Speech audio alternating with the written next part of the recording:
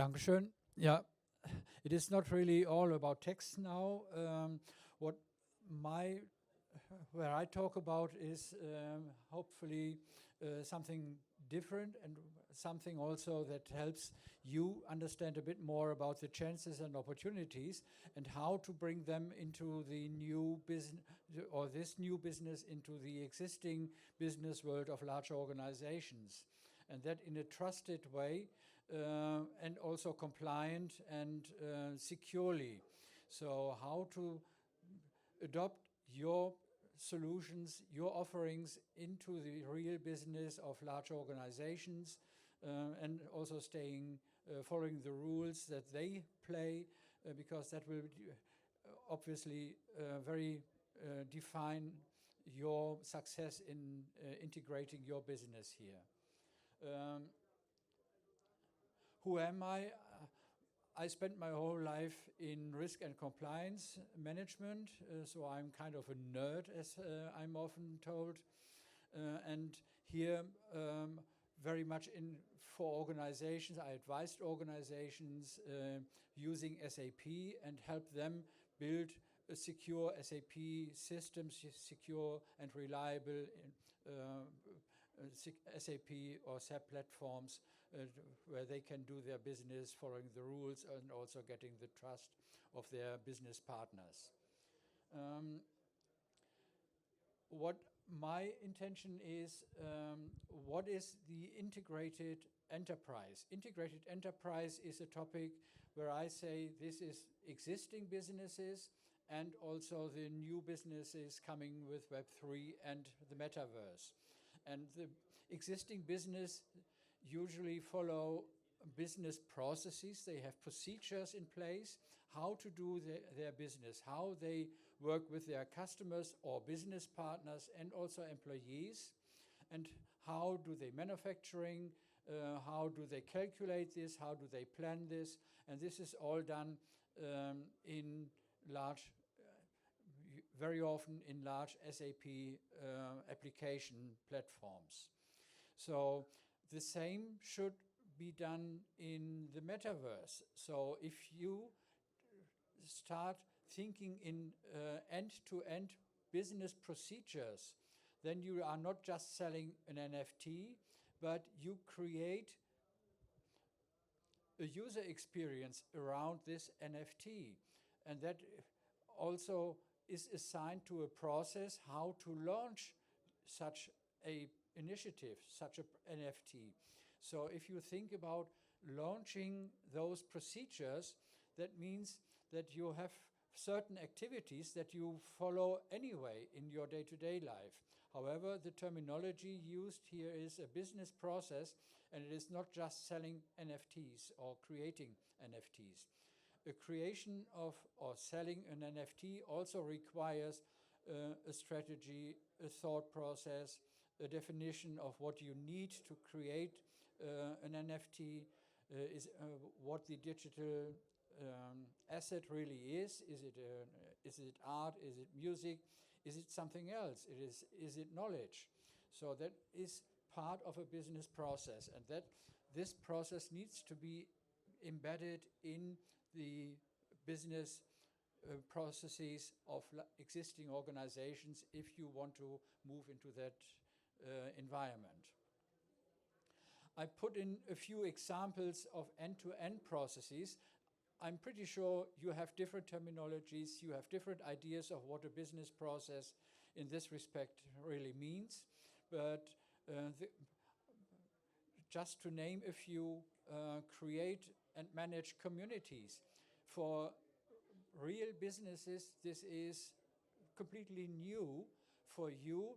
You understand, you know what a community is and how to build and grow such a community. So this is an essential experience that these large organizations don't have. So if you build your business process around community management, then you start using their terminologies to include and to offer them your skills and experiences and make it viable and adoptable for their business. Customer experience is something that many organizations are very well aware of. They have their CRM, customer relationship management systems. However, the Metaverse provides complete new experiences, as we have seen and heard earlier today, with gaming platforms, with art, NFTs, with digital art, but also the virtual reality or augmented realities is completely new for those businesses. They have Web 2 features to demonstrate their solutions in 3D, but this is still far away from what we think in Metaverse when we talk about the Metaverse experience here.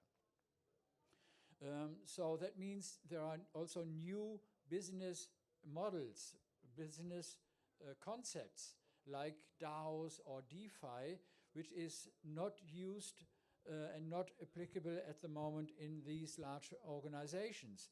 So this is also a process how to manage and maintain, to build a DeFi or a DAO, and what this implies to the organizations using those technologies and platforms. And the management of decentralization is also something that obviously is a process, because there are many different activities that depend on working together with different people. So there's a process behind it. This is also completely new for organizations and established businesses. So if you want to be successful, you need to define your answers to follow those business procedures. On the other hand, we have the existing businesses, and I took this picture from SAP, and they have classified the whole range of business processes into these 4 business procedures. These 4 procedures cover the whole variety of all companies, all industries in the world. And as you know, SAP software has been or is used in different industries, from automotive to chemicals, to retail, to telecommunication, to utility, energy producing. They all are using more or less these 4 main business processes. And that is from lead to cash. So this is the sales part. They see an opportunity, a business opportunity in the market with a potential customer, how to get this customer engaged, how to sell the products to those customers is part of this first business process. The second is recruit to retire. So this covers the whole employee business process, not just for employees, but also for external consultants. That is also a part here. It covers the training and education component of human resources management. So this is the whole range until retirement, when certain insurances are relevant as part of your bonus package or your salary package that you give to your employees. Design to operate is the whole manufacturing process, from the idea for new products or solutions and services to the manufacturing or creation and delivery of those products to your customers and business partners. So, and last but not finally, source to pay is also the whole procurement process in your organization. So you buy products, you buy raw material, you manufacture it, you fix it together. So this whole process is covered in the source to pay. From a compliance and regulatory aspect, the integrated business and the integrated company or enterprise has 3 challenges. And we have discussed this in the previous sessions already. Compliance is something, is a competency. It requires some knowledge about laws and what industry standards really require. It is not only law or tax that is relevant, because if you do business, for example, in the pharmaceutical industry, you have to follow certain standards to produce your drugs and sell your drugs, and to monitor the process of all this. If you are manufacturing airplanes, there are similar regulations in the industry that you have to follow. They are not written down as law, but without those regulations, without those rules, you cannot be in business, because certain markets are protected against misusing those or their regulations. For example, the US Foods and Drugs Association for drugs and for food, and so there are more industries in Europe. We have the utility and energy generation and the networks regulated. In business, you also need to understand really the business processes. You need to understand the company's business, and the business process is really something that you have to follow. You have to know this, how companies are organized and how companies are structured.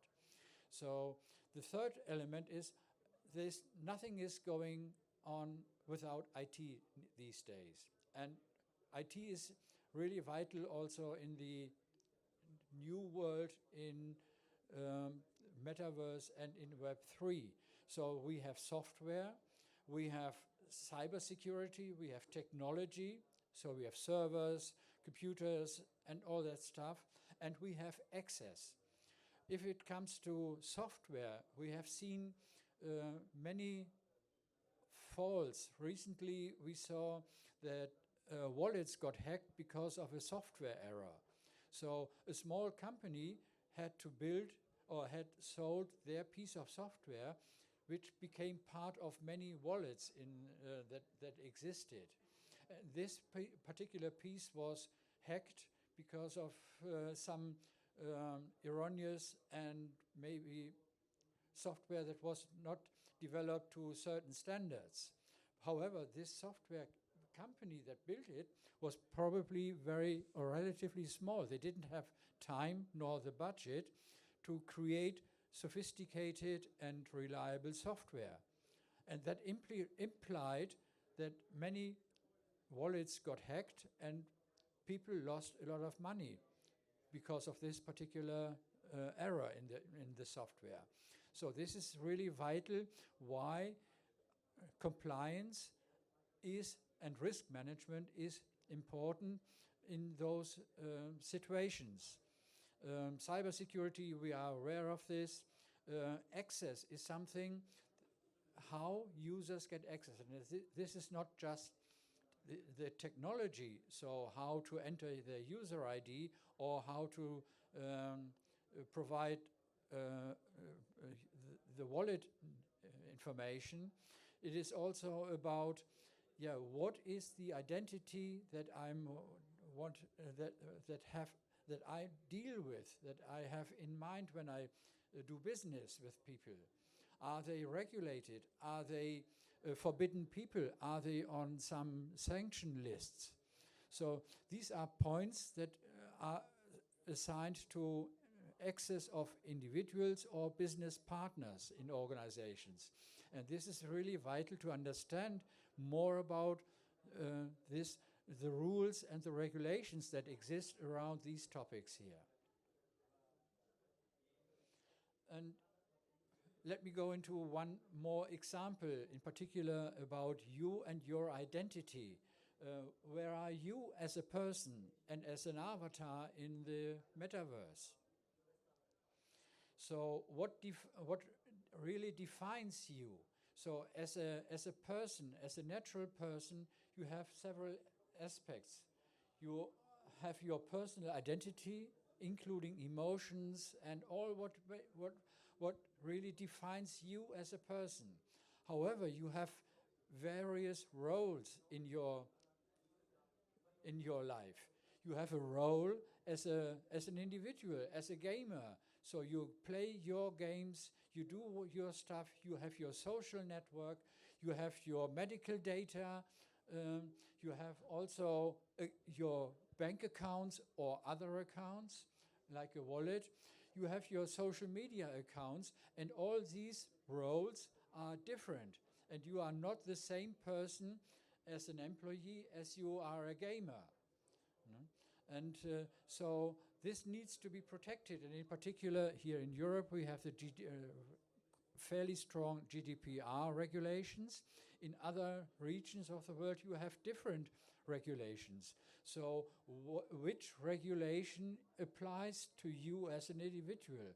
In the metaverse, this is not clear because we have laws that usually have boundaries on a map. So you can have the world and that is divided in countries, and laws usually apply within a country.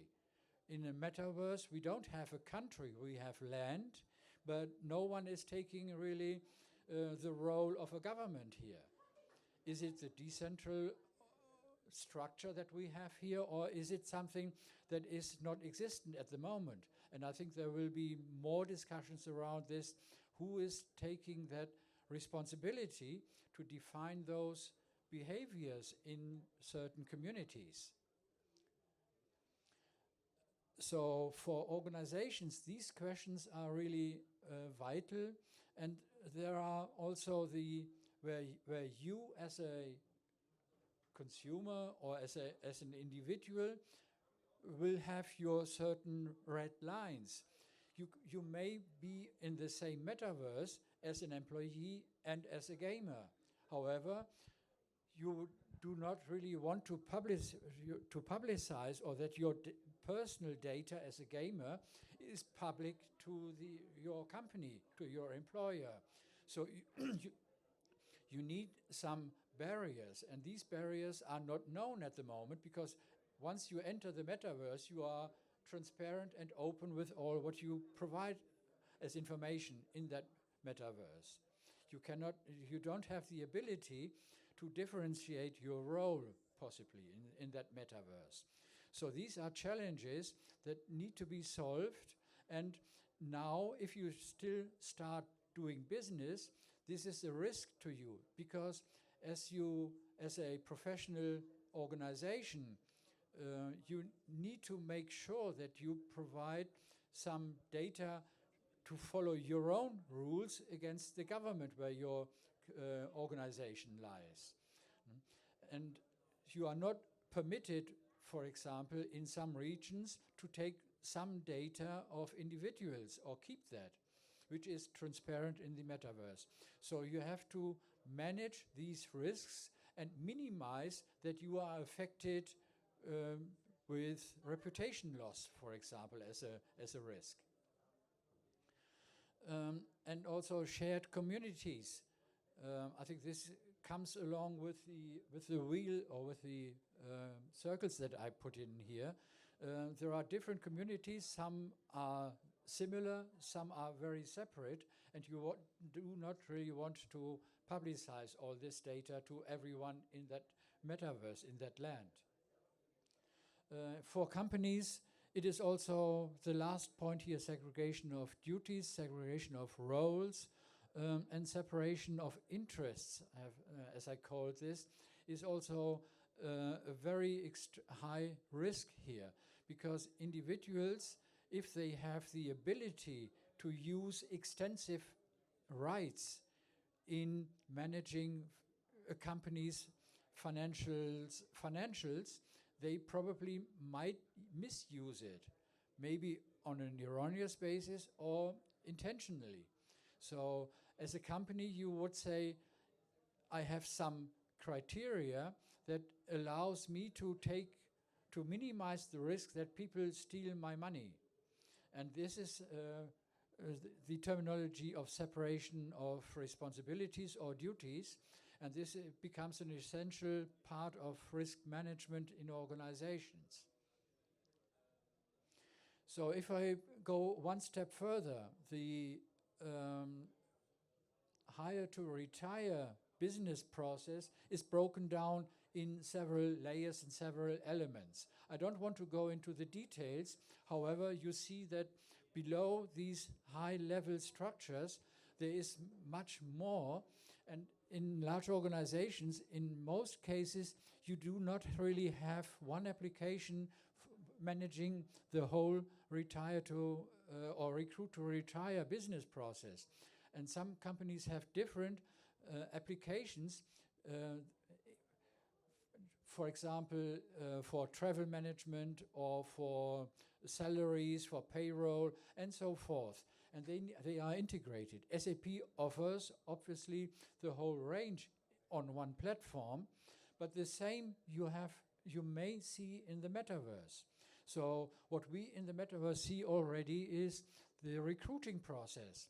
Many organizations start recruiting people in the Metaverse. So how is that functionality to support and maintain and manage the recruiting process in the Metaverse linked with the company's existing system? Are they still separate? Is it better to integrate it? Because then you have the information, then you see the details already in your system. The next is the onboarding path, the travel expenses. Is this something that you collect in the Metaverse, or is this more assigned to the back office functionality and business of these organizations? So the integration here between Metaverse and the existing business is really something that permanently also has technical challenges, but also compliance and legal and all the other challenges that I mentioned earlier here. And we see additional layers and components here that I started or that I wrote down at the right bottom side, the additional technology, because we have augmented realities. This is not used in the current business. So what does it mean? Would people use their own equipment, or is this provided by the organization? What about DApps or dApps? This is a terminology specifically used to support the Metaverse and Web3. Obviously, there are many software around in the existing business. However, the dApps have a certain additional aspects here. And also cryptocurrencies. Most organizations are not prepared to manage and maintain cryptocurrencies in their financial systems. So they need to translate cryptocurrencies into their, to make it compliant in their businesses, in their business applications, in their accounting systems. How do they do it? How do they transfer money? Would they use exchanges that are on the market for us that we use to buy some crypto? Or are there additional or other platforms that allow them to transfer money from from crypto into their home currency or house currency that they have? So a wide range of chances and opportunities, and if you don't understand the business requirements in those business processes, you will not really be successful in integrating your business into corporates. So how can you become a shaper of future? So this is really something companies also need to learn how to apply and adopt the gaming experience of users. So what does it mean?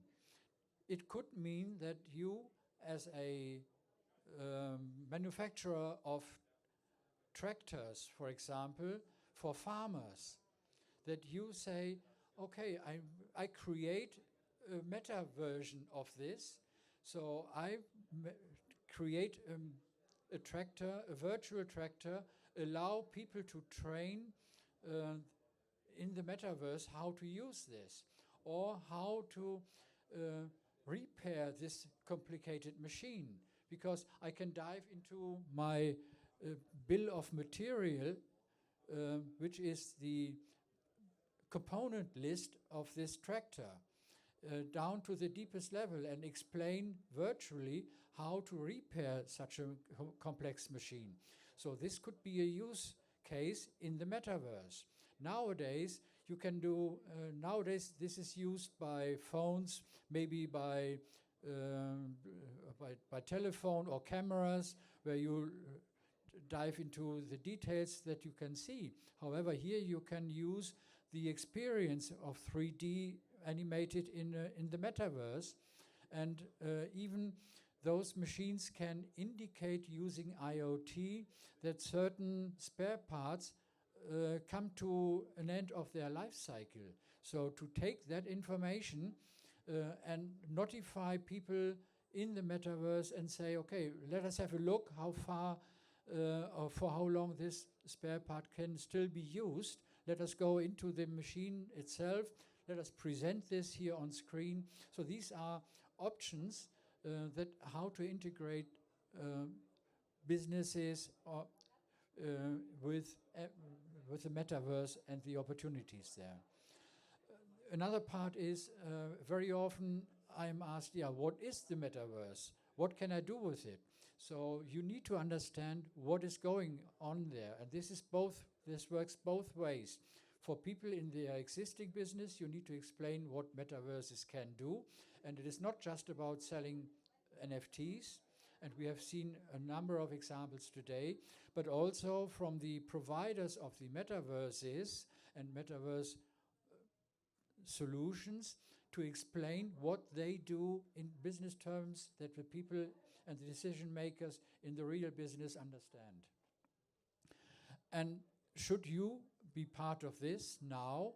I would say yes. We have seen so many good things and so many brilliant stuff here. It is ready for business. So take this opportunity and go and talk to people in the business, identify those decision makers of the existing businesses, explain the benefits of what you have, and then explain them what they can do, provide them with ideas how they can apply this, and this will become successful. And I would say how to best start in compliance and risk management. I have summarized 6 levels or 6 areas. They are of risk and compliance disciplines, as I have said. You need to understand SAP, obviously, if you are talking to an SAP organization, but it is training and education. We know that already. It is the understanding of business processes. It is the integration of business processes and IT. So you need to understand how the SAP or applications in real business work, what they do, so that you can say, okay, this is our piece of the software, and this is the way how to integrate these 2 different software applications. So you need an answer to this, otherwise you have an island and the organization has an island, and they don't talk to each other. There's no bridge. So you have to explain what the bridge is, what it does, and what the requirements are from the other side of the or from the other island. Then identify chances and minimize the risks. So this is only one component here, to minimize the risk, because not everything will work 100% safe or securely. So you need to manage your risks and say, okay, this is what I accept as a risk, because I can finance, I can live with it, I can live with the rest, with the remaining risk level, but I have done a lot to minimize my whole risk. And then you need to prepare a roadmap. What could be a potential roadmap of your solution be in business terminology in the environment of your customer in the real life?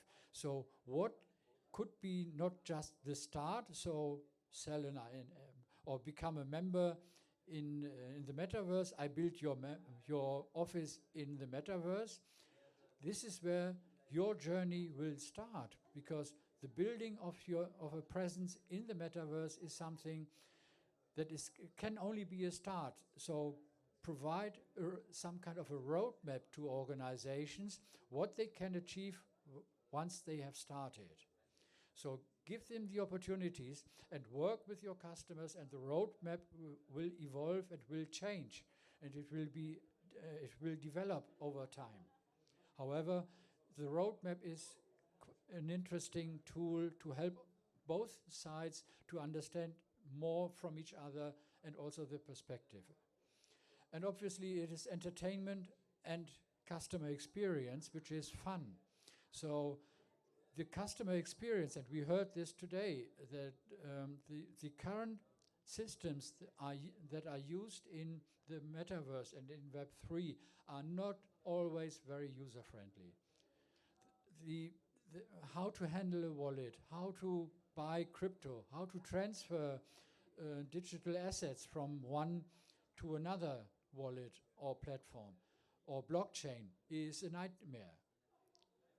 You need experience, but as a mass, from a mass perspective, you cannot really expect that companies will buy into this. They need standard, stable, robust procedures, easy to use. The life is already complicated enough, and the business life as well.